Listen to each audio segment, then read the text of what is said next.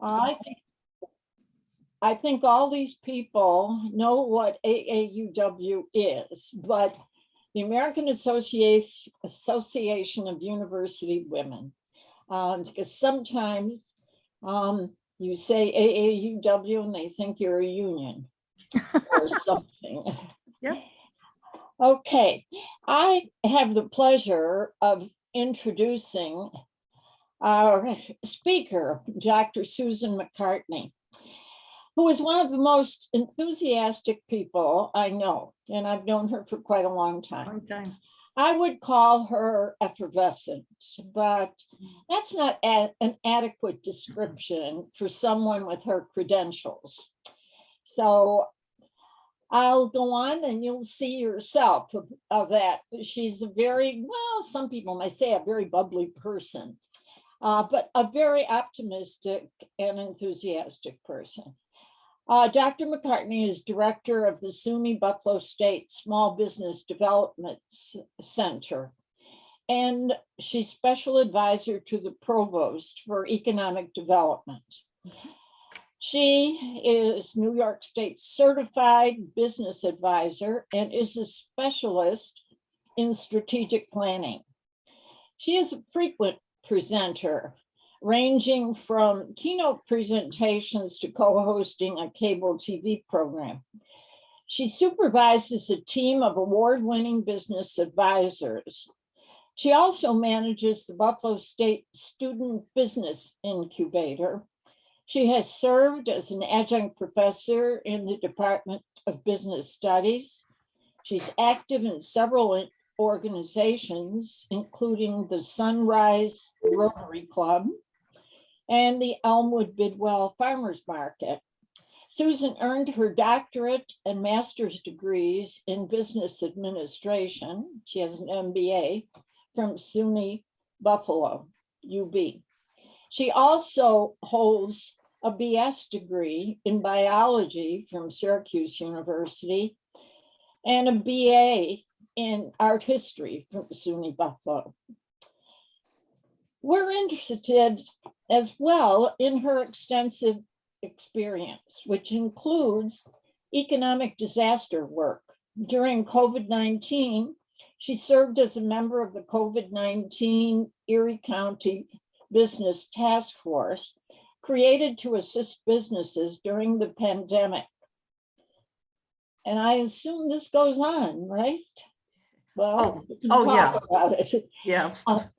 And she was assigned to assist businesses in New York City after 9/11, and then again in 2012 following Storm Sandy. She also co-chairs the county's Climate Change Committee for Workforce and Economic Development. Well, her topic tonight is one of particular interest to AAUW members. She will discuss the startling disparity between venture investments made in male-owned businesses versus female-owned businesses. As a result, women-owned businesses produce less innovation, hire fewer people, and have far less influence in the global economy. The lack of venture funding fueling women-owned businesses receives little attention. Sue will provide an overview of this significant issue of inequality. So here she is with her usual enthusiasm, Sue McCartney. Marian, thank you. I just want you all to know I'm so honored to be here tonight, but also that Marian Deutschman is a SUNY Buffalo State legend. And we met many, many years ago. Marian was doing all this television. Do you know she's a TV star? And I remember being interviewed for one of her shows, and she was so kind when I was like a business advisor, like no one at Buff State. She gave me the opportunity to be on television and do an interview. So thank you. And we've collaborated for years. And I so appreciate that. And Betty, thank you also for the invitation tonight. It's been very nice working with you. And I wish to say hello to some of my friends in the audience. I think that's Beth Kaufman, isn't that Beth Kaufman? Hello, darling. The greatest preservationist. So very good. And lovely to see you. And Dr. Bonnie Flickinger, of course, who I've had the honor of collaborating with in our projects with Buffalo Leo. But anyway, there's so much to say that I'm going to try to put it down a very tight presentation, because I am certain we will want to discuss this. I mean, prior, we had a little pre-conversation before y'all got on today. This is a very important topic, sobering topic, and one in which I think we are all in a position to change what currently exists in the United States. So in terms of American entrepreneurs, women in particular, women are starting and operating small businesses, entrepreneurial enterprises at an extraordinary rate. They are going great guns. Since I've been involved in this industry of helping entrepreneurs, every year more and more women pursue entrepreneurship, of owning their own business. Even during the pandemic, women still persisted and continue to expand their businesses. They are amazing. Women entrepreneurs are like rock stars, phenomenal. Yes. The sobering fact connected to this extraordinary talent, enthusiasm, impact on the way we all live, and impact on the economy, is that women essentially in the United States, and I'm going to make a bold statement, are essentially shut out of the vast financial resources that would allow them to grow, expand, and become much more successful, and I dare say much more powerful. I mean, there's always a correlation between huge entrepreneurial activities and thus their ultimate power. Just read the New York Times, and who would look like the big power brokers, but the males who've been able to leverage the type of funding I'm going to talk about. All of the famous entrepreneurs that you see skirting their names across the New York Times, the Buffalo News, in particular, Elon Musk, Howard Schultz, who's Starbucks, of course, Mr. Bezos, Amazon, they all were successful at doing something I'm going to talk about. Whereas women entrepreneurs have been sidelined, neglected, shut out, not listened to. It is just a mind-boggling situation.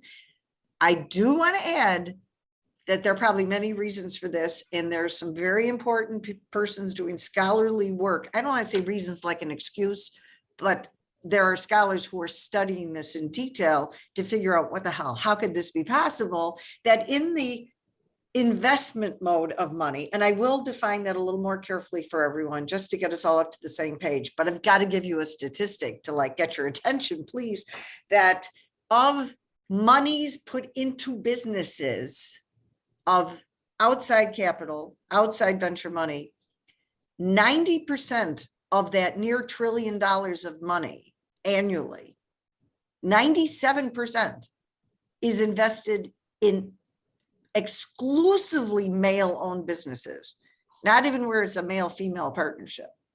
Okay, it's so imbalanced that the 3% that women capture, in some people's statistical analysis would say it's almost insignificant. Okay, but I'm going to be careful because there's definitely a mathematician in this group and would be able to say I shouldn't have used that word, but for significance. But it's terrible. I think we would all agree, 97% to one gender and 3% to the other gender. It is mind-boggling. Okay, so we're going to talk about it. I'm going to give you some basic background, a little bit about what's happening, some studies that have been done, and then I'd like to conclude with some ideas, because we can't just sit here and say, well, this is terrible. Let's talk about things that might be able to change that equation, which I'm absolutely certain could be changed. And we require everyone's help, in particular, women will be responsible for making the change. The males who have made this a very difficult situation, they're not gonna change. That's not gonna easily change the situation. First of all, definition. If you have a business enterprise, of which is the only thing I'm talking about, I'm not talking about not-for-profits or hospitals, which are another kind of crazy business formation. I'm talking about the entrepreneurial world in which I live, operate within in terms of my everyday activities. There are various ways to fuel a business, a new business, a 2-year-old business, 5-year-old business, a growing business, expanding business. It is fueled by something called capital, which is a very nice word for funding, which is a word for money. Okay, that fuel that goes into the businesses can come in various forms. I am not talking about the entrepreneur's own money. Not talking about that, which women unfortunately use predominantly as their method to grow their business. They use a very high percentage of their own resources, credit cards, personal debt, IRAs, pension funds, okay? The other form of funding to fuel the business, and it's very popular, it's the one that's talked about the most often, this is the one you've heard of the most, which gets the most people traction for discussion, it gets the most ink, is debt financing. You're all familiar with that. That's where you go to the bank, make your case, and if you're lucky, they lend you money and you pay them back. That's debt financing. Not my favorite type of way to launch a business, okay? The next method, so you use your money, debt financing, which if you ask a group who isn't as acquainted with entrepreneurship or small business, and I ask a group, I do this often, where's the number one place that you get funding to start a business, expand a business, grow a business? The majority of people say a bank. Okay, all right. So that's pretty well understood. And in the 40 years I've been involved with this, I would say banks have become far less gender prejudice. And probably because half the people running the banks now, at least in roles of authority, are women. So if I have a woman entrepreneur and we have a male entrepreneur, they both have good qualifications, credit, what they need, they're both going to get the money. Okay, so it's not like women are just shut out immediately in terms of debt. Let's then go to the next item, which is equity financing. This is called other people's money, but the other person's money, which can come from venture capital, angel funding, crowdsourcing, or your relatives. When we talk about equity financing, that means that funding is used as a way to move that business forward in exchange for the person who put the money in gets an ownership in the company. Okay, and we're not going to argue for or against that this evening. I am, in fact, a huge fan of that type of financing within a business. I urge all my clients to consider it, to utilize equity financing. You never give away more than 51%, right? Okay, you keep your majority ownership, you stay in control of the company, but those funds do not have to be repaid back ever. There's no debt per month, gives you a lot of flexibility. I see Judith looking, how does that work? How it works, the person puts the money in the business with the hopes that there will be income from the business, and that funding has to be shared by law. If you make $100 and Carol Griffith owns 50% of the company, she will get $50 at the end of the year. It's prescribed, it's in stone. Lawyers set this up. You get protected. Okay, it's lovely. It's a very popular American concept that was created by the United States Constitution. So it's an old concept relative to our country. It is not utilized everywhere in the world. It is the centerpiece of capitalism. So to have this type of investment. And it does drive in the United States the quote, big deals, like Tesla, as an example. Read Power Play. It is fascinating. Doesn't fit into my talk because it's just a bad example in terms of gender dominance of one gender, but it is interesting as by way of understanding how equity drives a business, makes it be able to take risks, lets it do a lot of things that you can't do with debt financing. So it gives you a lot of freedom. It's a very, very important method of moving forward businesses in the United States. Okay, little bit of background. I just mentioned that women only get 3% of that money. You may be saying, well, is that because women never ask? Of course not. Okay, but I have been talking about this lecture, this discussion with people who are not in my industry. Their first reaction is, well, the women must not be asking. Well, that's not true. Okay, if you're a female entrepreneur and you try to get financing in this method, you got a low probability of getting it. All right, now a few stories. I'm going to give you a little background. You may judge me on this if you want to. From 1980 to 1984, I was one of the first women in Buffalo who was licensed to do venture capital financing. I mean, I was an unheard of entity. I worked for a company that actually did this work. We raised capital, other people's money, put it into businesses that were not even operational. Okay, we were launching them off the ground. Very exciting business, very exciting to be. I am going to report to you, not only was I the only female in the industry, secondly, never did we finance in my 4 years a female-owned business. Okay, terrible, right? And I got to tell you something. It actually didn't cross my mind at the time. I was just so amazed I was a broker, okay, that I was actually in the industry.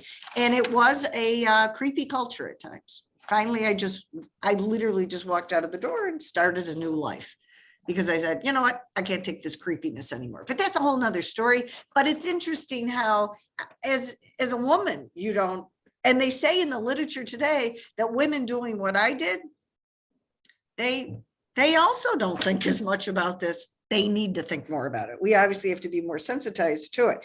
Now, one of the things that they mentioned that's a takeaway from my experience for 4 years of doing this, it's nonstop. It's like the Wolf of Wall Street. It's extremely intense activity. People are crazy who do this kind of work. I wasn't as crazy as they were, but some of them are really crazy. One of the important things they said over and over when we were doing a deal, raising capital for a company, was my leadership in that company kept saying, it wasn't the concept of the business. This is going to blow your mind. As to why we would invest. I didn't invest. I raised the money to help the guys to invest, right? I was the broker, but the people investing the money, they were more concerned with the type of leadership of this entrepreneurial activity than the concept. It's a very important detail that I want to assure you. I'm going to fast forward on women entrepreneurs. Often this escapes them, where they, in their heart of hearts, as you would feel possibly, feel it is the idea of the business that should speak for itself. And they're not looking at you, the entrepreneur. Well, according to that, that's not true. Number two, moving to 2022. So that was 1980. All right. And what they thought, and I would suggest that is often the lens in which venture capitalists make their decision. The leader, the bravado, the machoism, whatever you want to call it, all this bad stuff, right? As to why they're going to put money into a particular business. Okay. Fast forward another article recently, 2022. Incredible. This is in Elle magazine. I'm going, I can't believe they covered this story. You know, you never know what's going to pop up. It's an article called Corporate Transition. I'll make this very quick because this could be a whole nother night's discussion. This super tech specialist, a man who is very, very top of his game in terms of technology, app creation, the internet, you know, making all these kinds of things. He had started a very successful business where he raised capital from all these venture capitalists, phenomenal business. Okay. He sold that business. And after he sold the business, this is now incredible. Hang on. He chose to transition to becoming a woman. This is almost like an experiment, that he did not intend to create. There was no experiment intended, but it becomes an interesting one-off experiment. And I know you should never look at one experiment, but this is too good not to talk about. And of course, it was written about in this magazine. He becomes a very stunning looking woman, tall, thin, long hair, good looking. And now she decides to start another tech business. A tech business, right? I mean, in his field, her field, what this person is very familiar with. And you know how the story ends. Went to 20 different VCs, venture capitalists, with the business concept, with a resume of tremendous technical expertise and management ability. Besides, okay, did not get a dime. Now, I've shared this story and people say, well, maybe they're transgender person. I said, well, that's bad too. That doesn't justify anything, right? That's not good either. 20 different VCs they went and presented in front of with their lawyers, their accountants, the whole 9 yards. This person knows what they're talking about, couldn't raise any money, sat back and said, oh my God, it's because I'm a woman. All right. So very, very interesting story. Last thing I wanted to mention, and then I'll give you other facts about a research study at the Harvard Business Review that's just unbelievable. It's so interesting.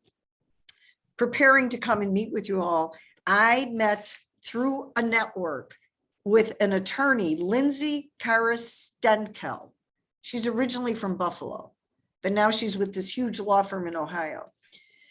Her entire job is raising capital, venture capital for women. And someone told me, you got to talk to her. So we set up a phone conference. She was very generous to give me some of her time. And I said, so Lindsay, is the data as bad as it looks? She said, oh God, yes. She goes, it's absolutely terrible. And she said, the venture capitalists just from the get-go do not want to give money to women. Now she is successful at trying to counter it, but she said the hurdles are tremendous to get venture funding into the hands of a very informed, knowledgeable, talented female entrepreneur. So anyway, I said, well, why is that? So should I tell you some of the things she said? You still with me so far? I know I can go on. I know I can be endless. We're okay. I can only see a few pretty faces. Beth, thank you. Thank you. So I'm not sure if other people in your life gone to get themselves a glass of Merlot or something. But anyway, with this topic, you should be drinking wine or something stronger. So I asked Madam Lindsay, who I was honored to speak with, right, for her to give me some time.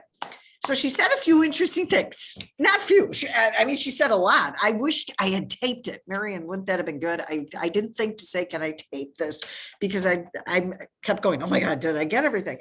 One of the things she mentioned of a disconnect between the venture capitalists and her clients is that women are often, and why not, start businesses, and they want big businesses with things identified with women.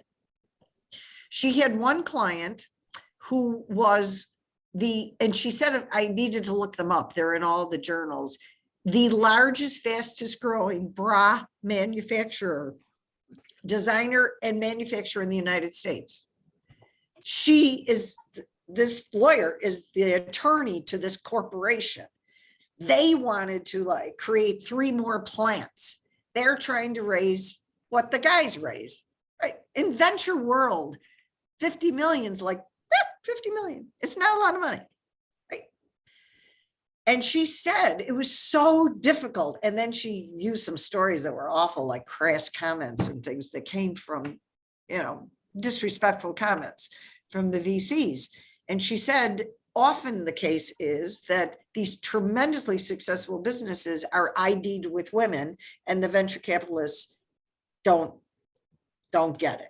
What do they fund? SpaceX, another Elon company, right? Rockets going off. And I'm going to quote someone next in just a moment who talks about his theory on venture capitalists, a man's analysis of venture capitalists. Matter of fact, if you talk to a man or a woman, they all have the same MO on venture capitalists. Nobody says they're nice guys. Okay. They all say the same thing about them. Okay. She also said women try to be too perfect. Okay, I'm just telling you what she said. She said, women do not demand a seat at the funding tables. Her words, okay? She said, next, women ask for way too much little money.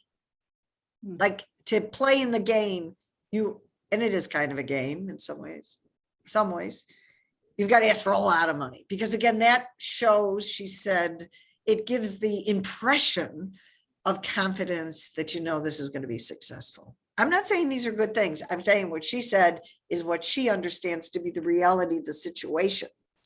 Finally, as everybody I talked to said things like, they all said the same thing. Funders, these men are men of privilege. They're white, they're inflexible, and they are just perpetuating the power structure. Her quote.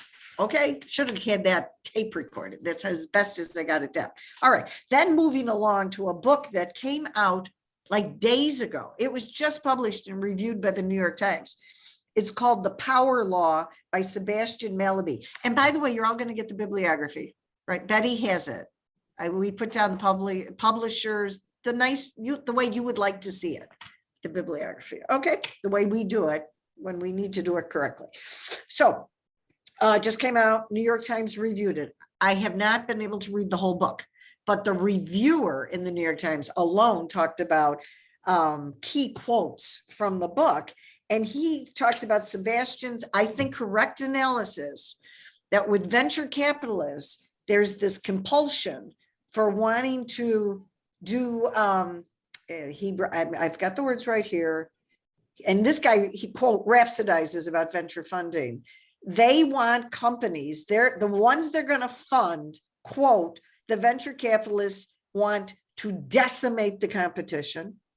They want to fund somebody who's going to be a destroyer of previous, and this is the language, not mine, okay, of the previous technology. Quote again from the author, funders of the big money, they want a moonshot, a grand slam. Even if they invest in 100 businesses, they want one of them to produce that. And they think that's going to happen with these bravado, I can nail the world kind of situations. So it goes on and on, according to the reviewer, that this is a very unfortunate situation. And quote unquote, it's called the venture culture is monoculture, too white, too male, too Harvard. Okay, that again, their quote. So pretty interesting, fascinating, right? Let's move to a very interesting study that I found mind-blowing, incredible. It was done by 4 scholars throughout the world, including a Harvard professor from Scotland, not Scotland, sorry, no, Sweden. I have all their names. Yep. Assistant professor of the London Business School, Laura Harang. She is from Harvard Business, Columbia University, and Columbia. And there is one, I believe, from Europe besides, oh no, Stockholm School of Economics, Mark Conley. So we have a nice diverse group. And what they did is they studied, this is amazing, like hundreds, they just watched it. Perfect scientific social science experiment. They studied venture capitalists interviewing in the same place, a woman who's interviewed and a man's interviewed, to determine if the venture capitalists would give them funding. Okay. And their study has resulted, I bet this isn't going to surprise you. The upshot is women are asked different questions than men. No surprise, right? But they frame it in a very interesting way. And I've run this by people. Okay. They labeled these 2 separate types of questions. The guy question and the girl question. The man question, the woman question. Men are asked, and this is their word, promotion questions. And women are asked prevention questions. And some of it's from deep psychological life experience. And you'll see by the questions that women are asked questions that they legitimately think come out of a concern for the woman. Oh, and back to the lawyer that met with Lindsay. She said, Elmo, every young woman she brings to the venture capitalist is asked when she's going to have children and how she's going to manage it. Okay. So anyway, this idea of protection, prevention, their concern for the woman entrepreneur. Okay. Now this can be complete BS, right? But this is, they're saying maybe it comes from not all evil. Maybe it really comes from their having mothers and sisters and grandmothers. Okay. And the men are asked questions because they get excited talking to the male entrepreneur for whatever reason. They just do. And they ask them what I'd call questions that they're just gimme questions. They're just great questions. And they did give, if I can find it, I'll give you a sample. Okay. So you remember what it was, right? It is promotion question, associate that with a male. Prevention question is asked of a woman. Dum, da, dum. Okay. So, and it falls into categories. Now, I think you're going to be able to see the differences here. Okay. When they're talking about the future growth of a company, venture capital is always asked about future growth. The man is asked, what are the big milestones? That's the word they caught, the researchers, milestones you're targeting for this year. And then the woman is asked, well, how predictable can you be about what you're looking for in the future? Where do you get your facts about the future? Okay. The market size, this is shocking. The promotion question is, do you think your target market is going to be growing? Is it going to be long-term? Is it growing? Is it expanding? The woman is asked, are you in a position to be able to defend the business you currently have? You see the difference? The guy's asked, how do you see it in the future? Another question for the man, how do you want to acquire all your new customers? Woman is asked, how many daily and monthly active users do you really have at this time? So the male is asked for future. How big do you see it? Where's the company going? What is it going to look like 5 years from now? The woman is questioned on the data she currently holds. She's got to justify it. She's put on the defense. Well, why do you think those customers will still do business with you? How are you going to handle the competition? You're surrounded by competition. You're not going to be able to make it. Another thing these researchers found is that when they spoke to the venture capitalists, this is frightening. They often talked about the woman entrepreneur as being extremely informed, smart, the best in the field. But, I just don't have faith in her being able to run the business. So they don't say the female's dumb. The women come in overqualified. My clients who are going to do great things, they have they're highly educated, informed, know their business, know the technology. They know everything. They know more than, yeah. And the men just have this advantage of this not happening. And they said, they did raise a good question, which I want to get to. Okay, I'm going to get to it. Let's see if I'm ready. I better start getting to it now. I should get to the questions. The issue is, what do you do? And Marian is going to relate a bit to our question earlier on a different topic. Okay. In this article with these 5 scholars who studied all these reactions, they said a woman, because it's always women, they need to change how they respond to a prevention question. And if they change the way they respond to a prevention question, they tend to raise significantly more money. So they can't tolerate that crappy question. They have to be able to pivot. They must pivot. This is just one of the suggestions that we're going to have to look at. Okay. And be sensitive to the fact there's so much prejudice, that there's men want to do business with men. And another issue that comes up is where the men meet each other and to what degree are women shut out of those locations where basically the deals are set up before a presentation's even made. And, you know, somebody will say, oh, my nephew's got this brilliant idea and they're having their scotch after the golf game. You know, are you in the room in these situations? Is the woman in the room? So very serious problems. A lot of various studies are being done on this issue. It's not a legal issue, by the way. If you're thinking, Jesus, in human resources, nobody can ask these dumb questions. That's true. But when it comes to people talking to you about putting money in your company, it's open. It's open. They can ask you all kinds of goofy questions. So I would like to make some suggestions. And I did a little review on this also. I think possibly, this is just, these are ideas according to me, based on everything you just heard and 10 times more articles than what I'm talking about. It's in the bibliography. There's a lot of literature, very depressing literature.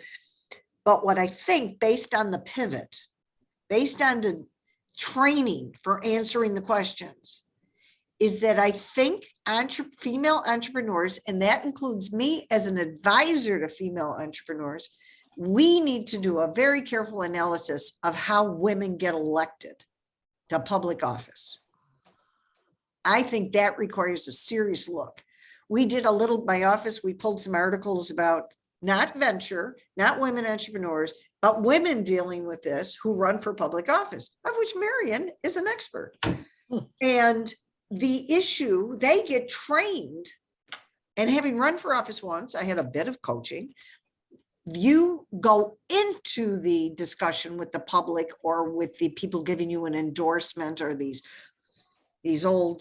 guys who've been thinking they're running your neighborhood for the last 20 years, whatever, wherever you might be. Or if you imagine what Kathy Hochul has to put up with, they intentionally ask dumb questions to women, and some ask probably prevention questions. But elected officials are better trained, prepared, and effective at pivoting and deflecting those questions. For example, even in the article, the Harvard Business Review article about the women entrepreneurs, they said these women have to not waste their time on the prevention questions. They could even say that's a great question, but I bet what you really want to know is how my company is going to have 5 times the gross sales in the next 2 years. They got to get that out. And when anybody's talking about the future in entrepreneurship, they're not making it up, but they are guessing. They're guessing. And people invest in an optimistic vision. I'm positive of that because I had to sell investments with an optimistic vision. And you also do see women in very persuasive roles today. Elected officials, lobbyists, women play key roles where they're being very persuasive. And I just feel that women entrepreneurs have not looked at this carefully enough, or they feel it would be not true to themselves. I'm not sure, but it appears they're going to have to be able to get around these questions and be able to reframe the discussion back to where they want to be talking about their business. Because they said also, women entrepreneurs who are looking to raise like $10 million, they feel they must give a lot of information to every question and answer the question that's presented to them. I mean, they're solid. Women are the best, right? They're straight shooters. They want to tell you like it is. But what the investor wants to hear is how great your company is going to be. So again, I suggest a little bit of playback. I have never been involved where we prepared, and we do prepare people for both government contracts, which is similar to this, being able to present yourself, and venture funding. We do utilize some angels and venture capitalists, but we have never done a training like the one I experienced over 30 years ago. That's a 2-day training of how to get elected.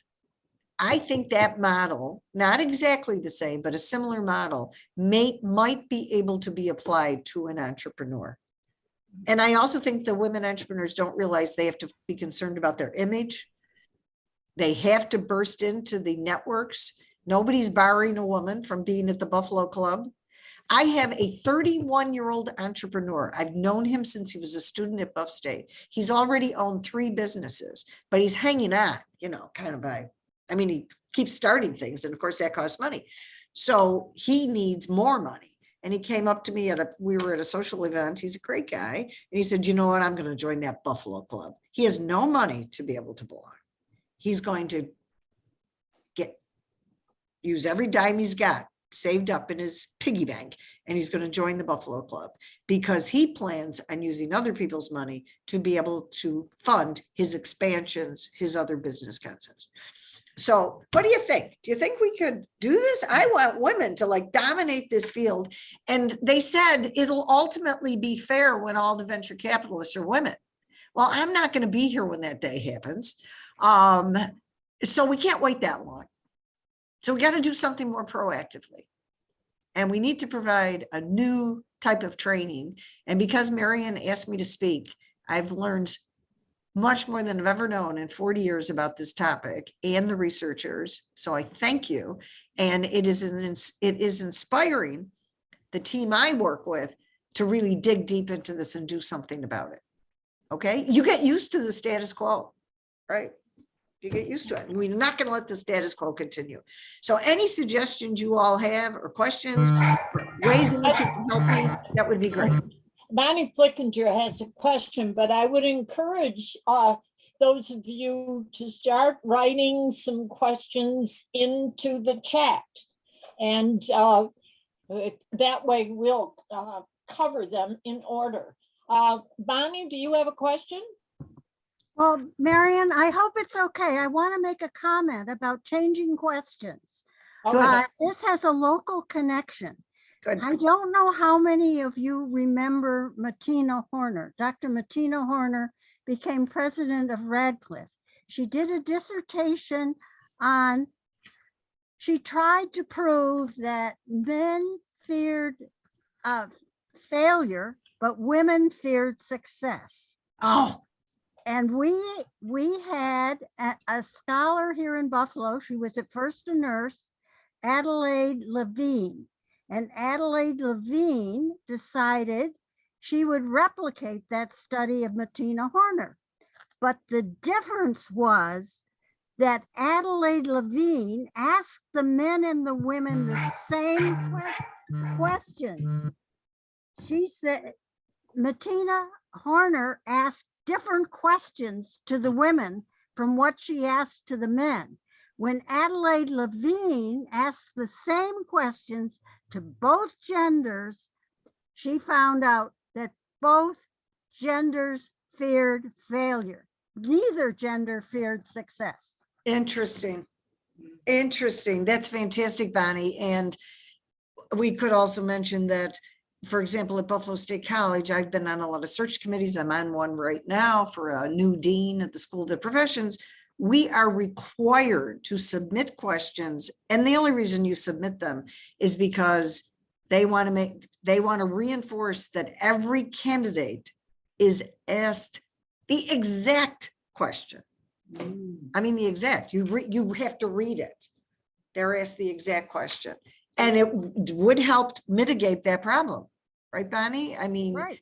but with venture capitalists, like I said, it's the Wild West. So it's very problematic.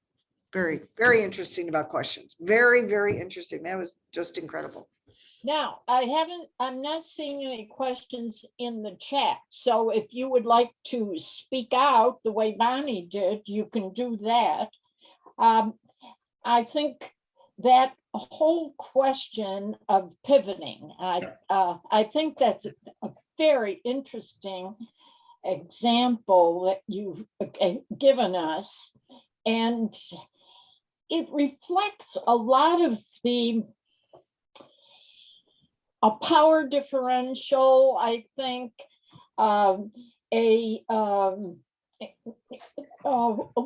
women, I know I've heard this often, men interviewing for a job. And there is this presumption that and pay inequity is an AAUW issue, they have a different way of presenting the expectations and presenting themselves, so that sometimes, I know I've had students when they were applying for jobs, the range, they asked for the bottom of the range. And it's somehow in women not to brag about themselves. What is Yes. it? Yeah. What is it that we feel inadequate about? I And know. it's the way we were raised, or the way we've been treated, or what? I just totally agree.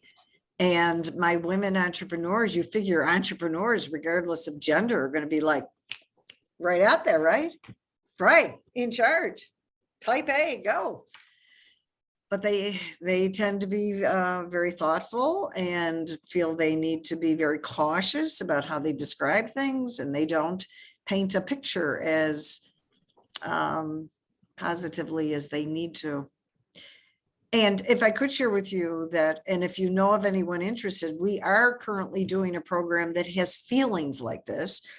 It's not for venture. It's in order to assist women. Matter of fact, my classes are, groups are like 90% female, women and minorities, to be able to more effectively secure contracts. That means a contract with an anchor institution, with Buff State, for example, with Rich Products, Moog. We're trying to connect these very talented business owners. They know their stuff. They know they do their business itself very well. And we want these large businesses, they're called the anchors because they're so big and have so much money, to do business with these individuals, our locally owned businesses, but in particular women and minorities, because they need this training. And we provide 16 sessions. It's called the Ultimate Marketing and Contract Readiness Program. We are doing a full image campaign on the clients. It is incredible. And that will boost their ability, regardless of the business they have. I mean, the type of business they have, or because they know their business, but they're not going to get the business with the anchors, because the anchors only want to do business with certain types of people who run certain kinds of businesses. So we have them all professionally photographed. We improve their LinkedIn. We train them to do a 1-minute presentation, and they take the critique. Obviously, if you were willing to sign up for this, you're willing to take what I'd call the abuse, right? Being improved with that 1 minute. How to do a very professional email that sounds professional, not casual. We're touching every point. We have a graphic designer working on their websites. We are telling them never to use Facebook. Anything that the buyer can track about them, we want them to be giving a stellar impression. And then when we set up meetings, which the anchors are willing to do, they will give us a shot at saying, I've got a small business owner, I know she can supply what you need, Mr. Rich Products. They get one shot to be in front of the people. That's got to be good. So we're very optimistic about this training. And I'm wondering if a different but somewhat similar version could be done for women entrepreneurs looking for venture money. So that training covers a lot of different issues. It all boils down to the same thing, though. All boils down to how they are being perceived by the buyer. Now, don't you think, a venture capitalist, we got to deal with perception, the perception you're giving? But the business owners, they are all in business and have been not able to secure sufficient contracts. We also teach them how to read and respond to an RFP. That gets much more complicated. But they're very, very willing, because at the end, we do matchmaking. And it is our goal to have them get a lot more business, a lot more. Bigger share. Now, Because still not seeing questions in the chat. Please feel That's free okay. to do that. Go ahead. I'm sorry I interrupted you. So, Oh, no, I'm saying it's okay. It's, people may be tired. You guys meet late. This is hard to listen to a talk at 7 o'clock at night. no. Are you all dying? Are you exhausted? How's everybody doing? Yeah, questions from others. Please pop right in if you'd like, or write it if you'd prefer to do it that way. And my dear new friends, please consider investing in a woman-owned business. I also truly believe from my life experience of all these years that, negotiating skills. That's excellent, Mary. Where's Mary? Who said that note, that comment?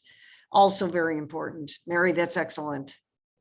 We could work more on that too. But it is my impression that the number one family member who invests in businesses are people's mothers. Oh, really? Yeah, not the father. Yep, we were talking about making Mother's Day Happy Small Business Day. One of the most infamous persons, and I say that, was Howard Hughes. Wasn't he Playboy, right? Howard Hughes? No, I got the right guy. He did Playboy, right? Started the magazine. His mother gave him all his original funding. No, not Howard Hughes. Hefner. Hugh Hefner. Yeah, Howard Hughes, he was the airplanes or something, right? Yeah, Howard Hughes. The OCD guy. Yeah. No. But most mothers request that the family member does not discuss it. They tell us because our clients tell us everything. Yeah. What about changes? Now, you said you were now on a search committee. Yeah, right now. And has the search process changed at all? We did not use Zoom. We used a telephone conference call in the past, and then weeded down to a certain number that we could afford to bring in. Exactly. Has that process changed? Yes, we're doing Zoom. And another thing that's changed at Buffalo State, which I think is incredible. This is so interesting. The committee, and it's very clear, determines who meets the minimum qualifications. Right, Marian, there's required, you got to have required, and you have to have the required, which is like if you have to have a PhD. But I'm chairing the dean search right now for SOP, School of the Professions, and it's not just a PhD. That's like you have to be a full professor. So most of you know how significant that is. So we go through the resumes, and if you have all the qualifications, you have to get a phone or Zoom interview. I think that is incredible. And I can say from this change, which is like only a year old, there are people that I feel would not have gotten as far along in the search because some people knew them and would not have let them get through. You follow what I'm saying? You have some questions now. I think your ideas are great. Many women soften their approach in business if they sense the male or males are threatened by the boldness of the woman. I agree, but again, we were talking about this before we all got online together, Marian and Betty and I. I'm happy to coach people. We need people with a lot of experience, such as myself, to be able to say to these often young entrepreneurs, if they come across too direct into a male's face, he will absolutely respond negatively. He's going to come out barreling with everything he's got. So it is often better to be skilled in the art of questions, because that's a little threatening, but it's not quite as in your face. And even to say, I bet that's not what you meant to say to me. Okay? Mhm. rather than saying, you have no right to say that to me. Do you know that was a sexist comment? Oh, that'll send them into the ozone, right? They hear that.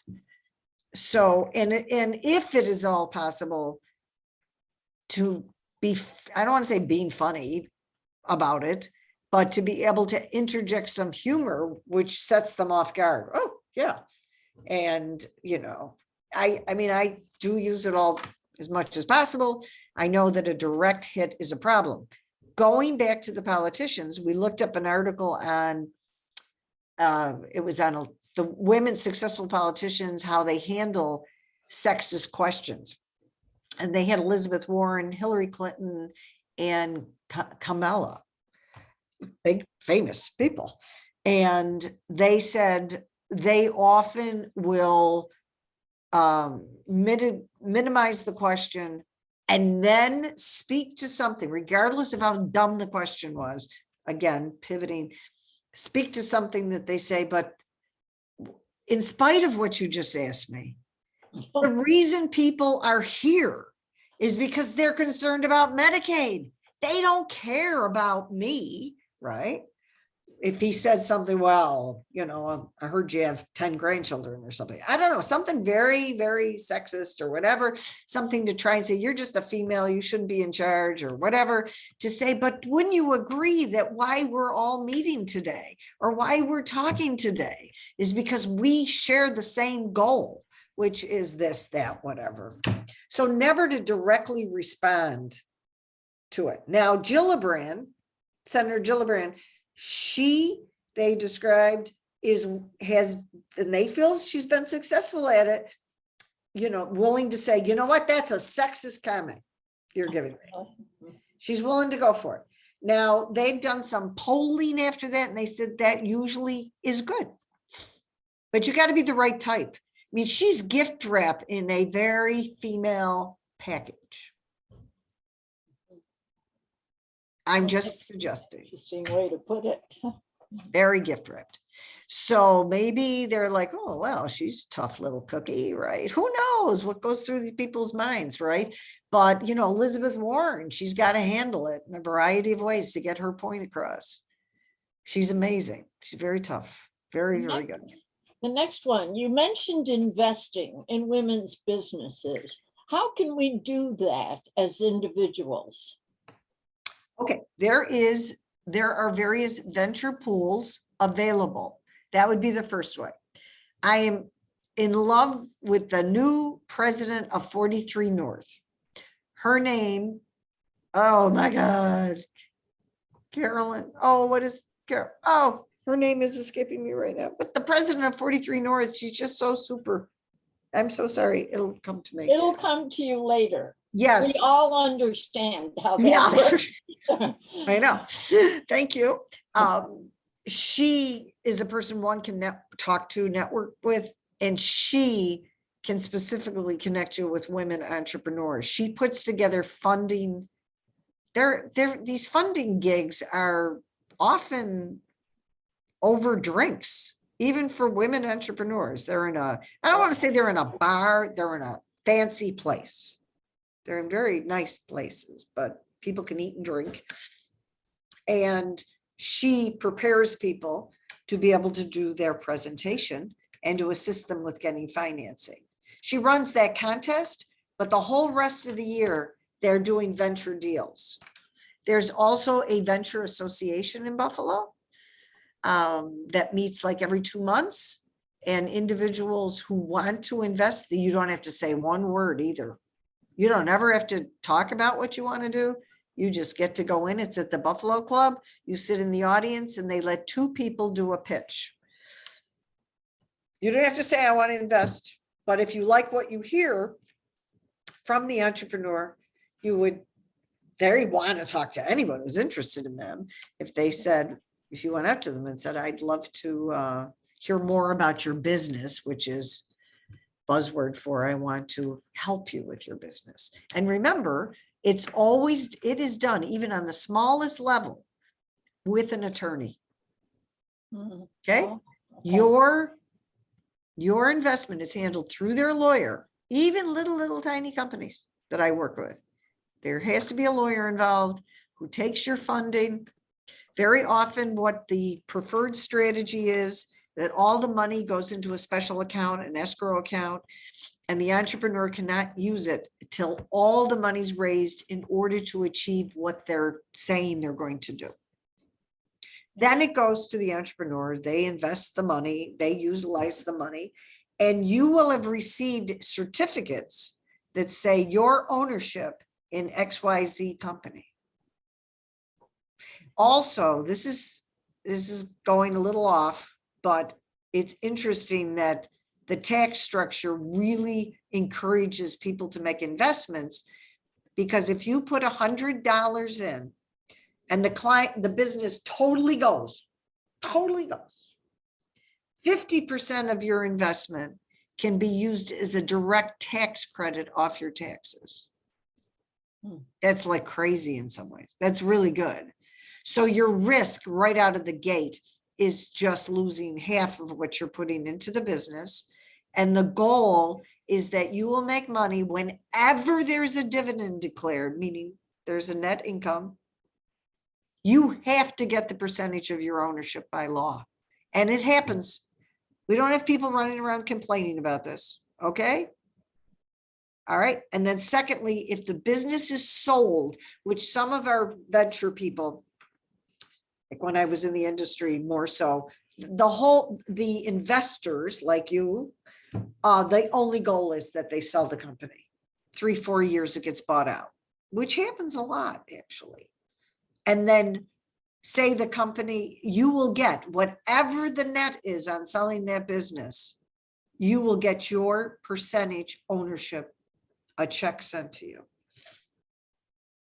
And it's very well done in this country. The problem is in other countries, they don't have the system set up to make this so effective. Nobody wants to mess up with this system. They want it to be very clean for the investors, because otherwise then people would stop doing this. Which Now, Shark Tank is a question about Shark Tank. Which I don't want.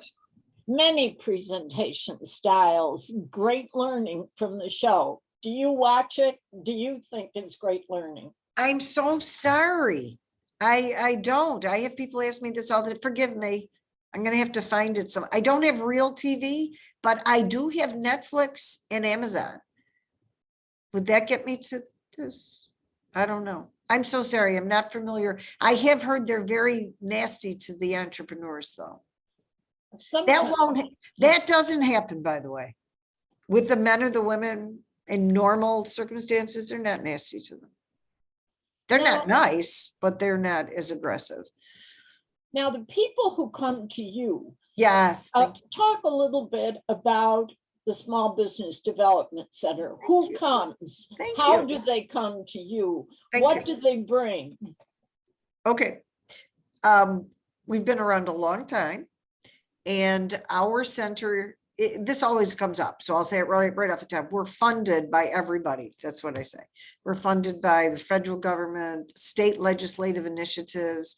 Right now I have funding from the Wilson Foundation. I mean, we have all kinds of funding.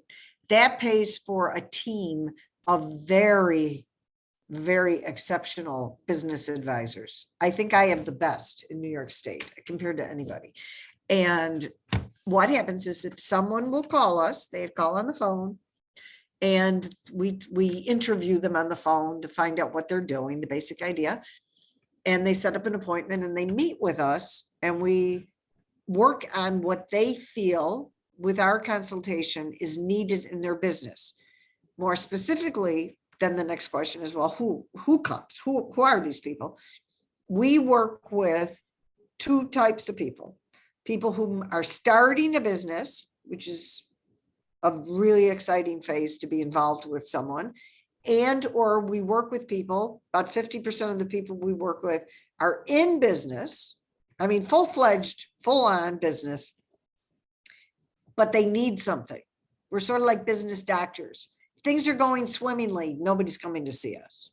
So as you can imagine, during the pandemic, I had to double my staff and work nonstop during the pandemic. So we help people in happy growth phases, birth phase of the business, growth phase, expansion, financing. We help put together business plans like all the time. We do strategic planning for existing businesses, and we do assist people with marketing, human resource management, how to hire employees, things like that. Recently, we've had funding to provide very basic legal consultation. Those are consultants. We don't hire lawyers we don't compete with the big lawyers, okay? And as I mentioned, we also help with their marketing is a very key part of some of the work that we do.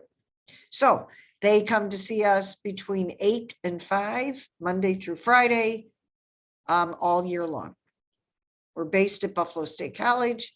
I work for the college, but everyone else who works on my team is funded through these other resources, not the college. Now, So when I had my office down the hall from yes, down the hall.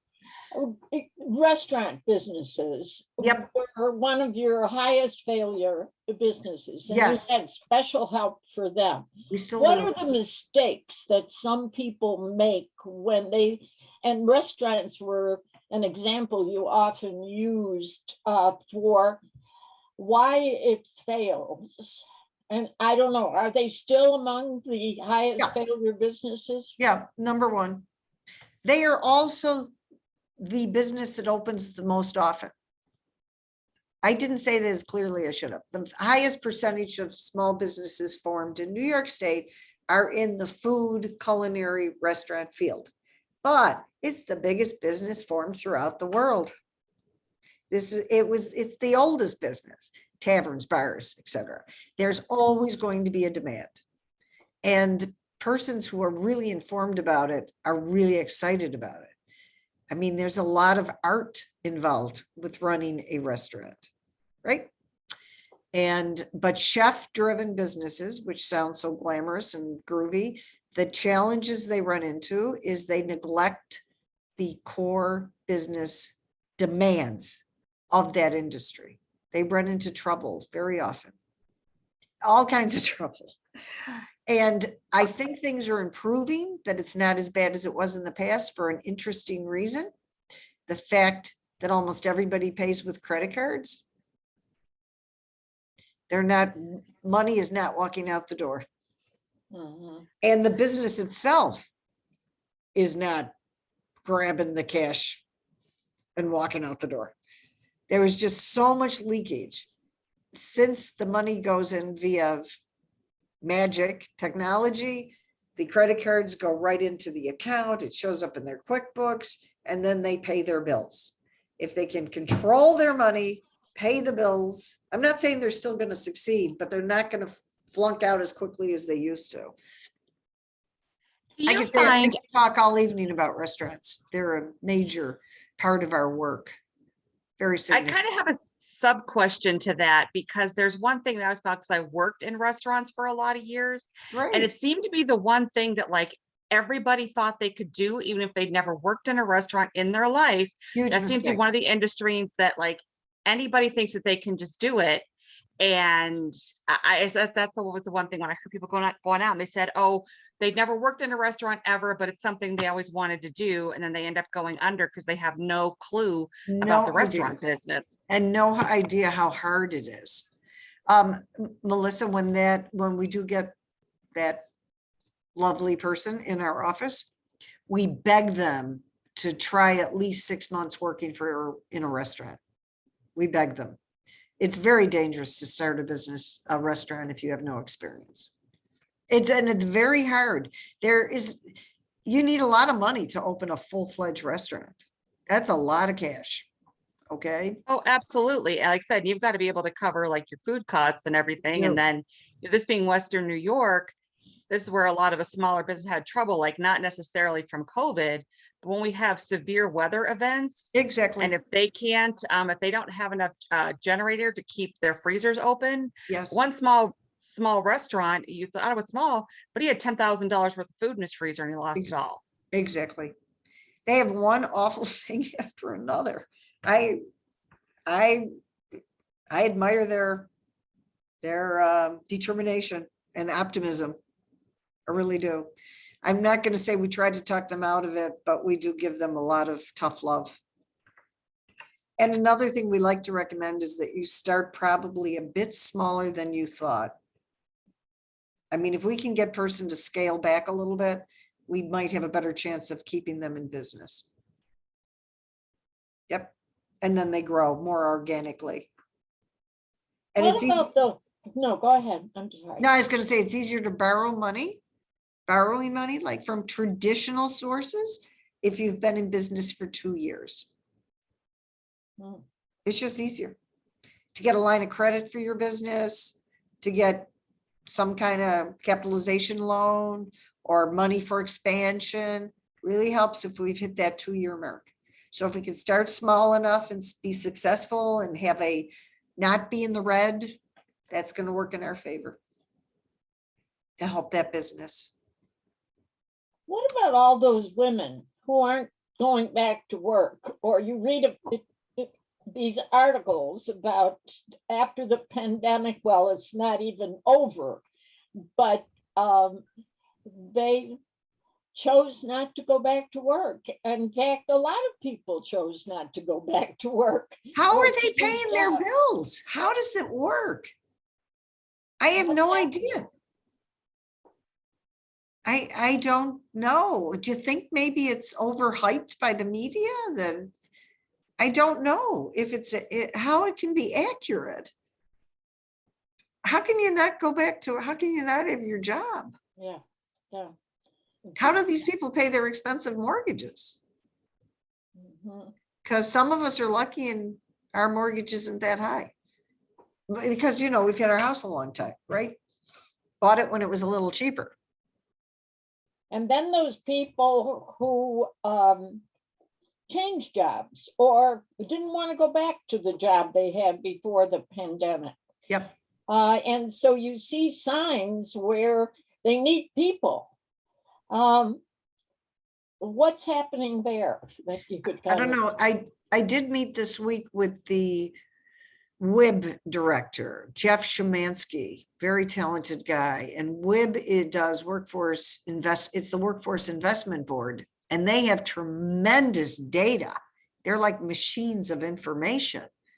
And there's a lot of, they're federally funded. They were saying there's a lot of money to do training to help get people in these various jobs. Number one, guess what the number one thing they're trying to train for? One of the biggest areas of concern, truck driving. truck driving. Yes, and people who were truck drivers before, it had it in the New York Times, they're quitting at a huge rate. So not only are people not wanting to do the job itself, like get the CDL or whatever it is, the license, they said they're also not staying in the profession. So that affected people. And of course, that's helped contribute to the supply chain problem. I'm optimistic. Maybe we'll do some adjustments because of the supply chain problem. Maybe we'll utilize entrepreneurs here to create some of the products that we're looking for. Right. And I'm on the task force I'm on for climate change. You mentioned that at the beginning for Erie County. I'm on the job creation end. And we have data that says that within 10 years, there are going to be just absolutely mind-boggling changes. Okay. There are going to be really big changes, but we don't have the workforce to be able to do the jobs for the changes. I mean, they were so crazy saying, we got to help these coal jobs and these other jobs. We need to be retraining people to be able to work in the other industries. Thank you, Nan. So the changes that you see or that are anticipated, Yes. are what kinds of changes? What are robotic changes or? No, actually they're forms of sophisticated construction. I don't like to use that word, but it's people who can assemble and repair the windmills, those gigantic propelling things. people who can do installations and work on the new grid that's going to be powered by wind and solar. Having solar technicians, people can manufacture these things, people who can work in the new EV industry, electric vehicles. It's different skills. I mean, the cars have a tremendous different interior. Some jobs, the people are going to have to be retrained because some parts in the car will not exist. And that was their specialty. But they anticipate a huge deficiency in number of people doing these jobs, high paying jobs. These are not low paying, high technical skill. They need a lot more engineering focused in this direction, electrical work in this direction, people who can design, manage a lot of things. And Invest Buffalo Niagara, they have a full-time researcher, Rob Leteste, I think is his name. Oh my God, he's a walking font of what the jobs are going to be. So he's very important to our climate change committee. So, and Polenkars, who set this up, and he was amazing during the pandemic, by the way, also for economic development. But in terms of the climate change, he's way out there, just working very hard to advocate for things on all levels. But I'm on the economic development and job creation. And you may say, well, what, there are a lot of other things that for climate change committees. Now, if you have, I have someone saying thank you for the informative information. I think they had to leave. So if you have some burning questions, please put them in or pop in as some people have done. I'm going to put my email up. Why don't we do that? If people could see it, I'm going to go to the chat. I'm not the best sometimes at this. Okay, I'm on to everyone. I'm in the message, right? Shouldn't I do that? I didn't think of that before. Okay. By the way, I live in Buffalo. Okay, and I'm going to put in my cell phone. Best way to reach me is texting. Texting? Yeah. I'm glad you mentioned that because I see it. I mean, that's what I'm going to see when I'm done with I don't always get into my emails. Do you? Are you looking all the time? Oh, you are? No, I miss them when you get too many. I can't. I do. 622-9467. Then I'm going to do the email. Okay. It's part of my last name. Upstate is a very Are you funny. putting it in chat? Yeah. Okay. Can you see it? No. Go to chat. Hit chat. I am in chat. Here we go. Oh, there you are. Okay. I think let's make sure I did it right.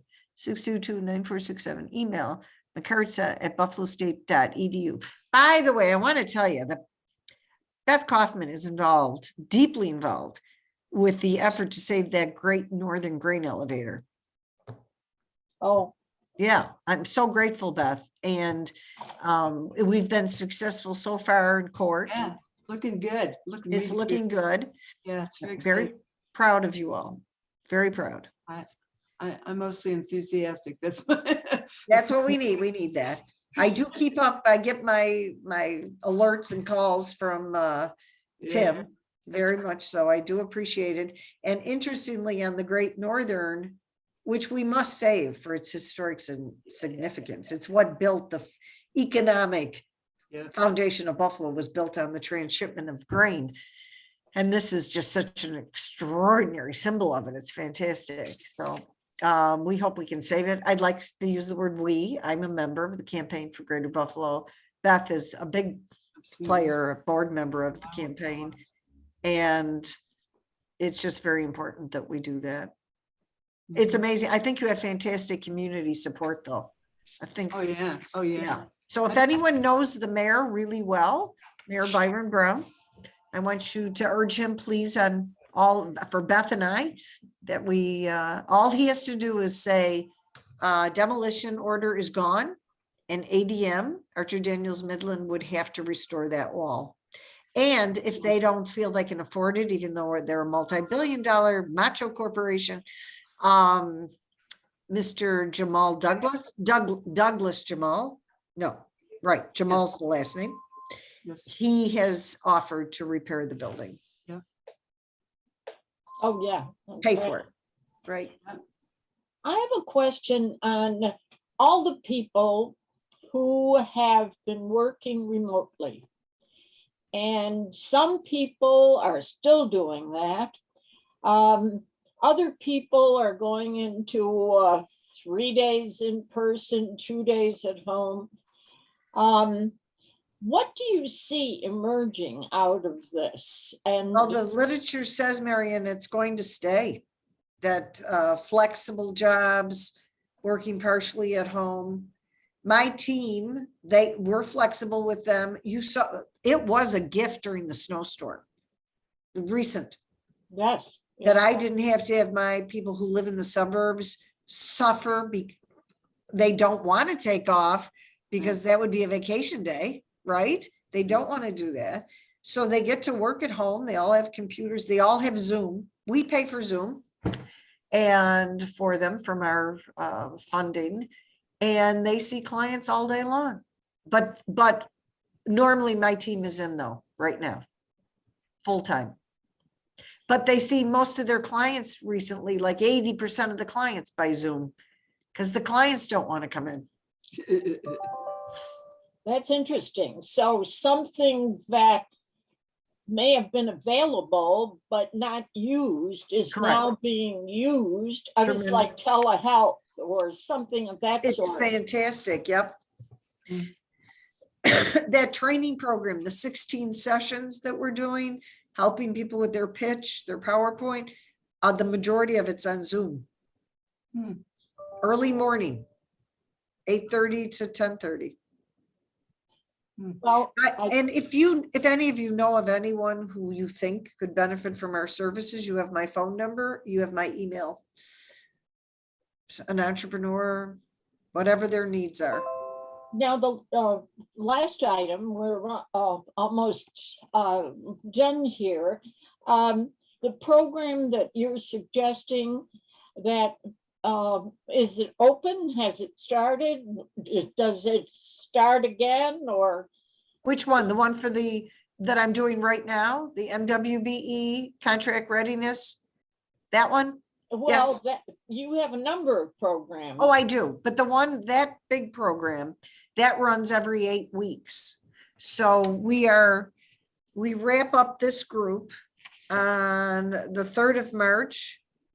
And we start the new group on March 8th. Okay, so it's Every not 8 as if weeks. you'd have to wait 6 months before you start, or? Nope, we start this right off, and it does confidence building. Our trainer, we have a good team. We have Michael McCartney, who is very kind, funny. He's really good with making people more comfortable. He can push them.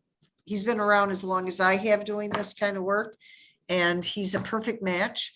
And then we have Olivia Harble, my graduate student. She's a very sweet person, works on the emails, the capability statement, reviewing the grammar, reviewing how people write things, and everyone's happy with it. They don't feel offended. We work very, as coaches, enthusiastically with the persons we're working with. So I I have a want to question. thank you for all. Oh. Do you have a comment or a question, Lilith? I have a question. Is there any group of women in the city who could form a group of core people who can hear you again and possibly create something that would support young women or women, period? Yes, I think the answer is yes. Based on all of you asking me to talk, and I put all this together, thank you, Marian.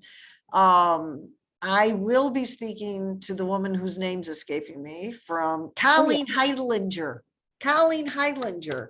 From From 43 43 North. Is that Heidinger. one from 43 North? She's a Yeah. rock star. I want to discuss this with her as to what steps we need to take. Like, well, how do we gather the literature, I didn't stress it that much, but the literature must have said 10 times, women in the women with money, putting money in, they're your best bet to begin with. It makes sense, doesn't it? I mean, It right. absolutely But there's makes so sense. few. There's just not that many women venture capitalists.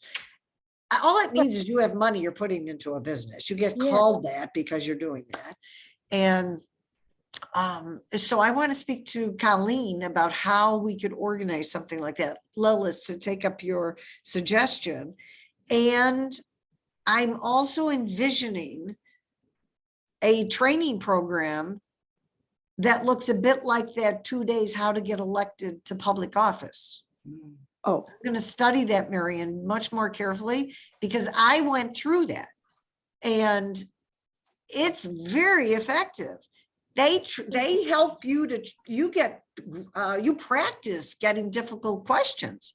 They do, mock experiences for you. And they also talk about the public relations aspect, because to get elected in office, you have to be sensitive to public relations. And based on what I read in all this literature, women entrepreneurs clearly do not give that enough attention. oh, yeah. Your image, if you can get things in the Buffalo News, Marian, you're going to have to do a public relations program for Yeah. us. Right. But you understand what I'm saying, how important that is, right? It's so Yeah. important. So I think the women entrepreneurs have not been doing that. I'm going to look for another study to see if someone's looked at that and see what we could do about it. Have it be a launch in Buffalo. Well, Susan, if you did that, Yes, would you come back to us yes, and let us know? yes. Because I don't have a whole lot of money, but I would be delighted Yes, to invest in women. thank you. Excellent. We will connect. We will reconnect. Thank you. Okay. So we all have to do something about it. Yeah, We all sure. do. Right. Well, Thank men have had these networks forever. Yep. Sure. But they don't even discuss it with their families. They go and no. invest in these things. Just Well, absolutely incredible. They don't have to. They already know the players. They do. You are absolutely right. Absolutely. But we must urge our women to push through some doors, though. We need them to be showing up at certain things. They don't have to do a lot of talking, but they definitely need to be in certain venues that would have them meet additional people. Because I think a lot of the venture capitalists, and then I promise I'll be quiet, when the guys go before even the venture guys in Buffalo, so you have the venture people investing, they know them all. I bet they know them before they present, right? Yeah. Whereas the women are going in cold, Yeah. and they go in so honestly and authentically. And that even is sad in some ways, right? And it's probably intergenerational.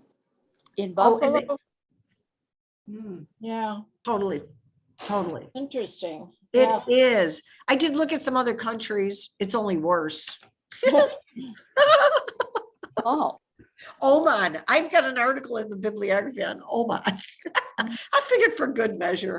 They claim in one of the articles I read, I didn't bring it up, that England has a better success rate for women getting venture funding.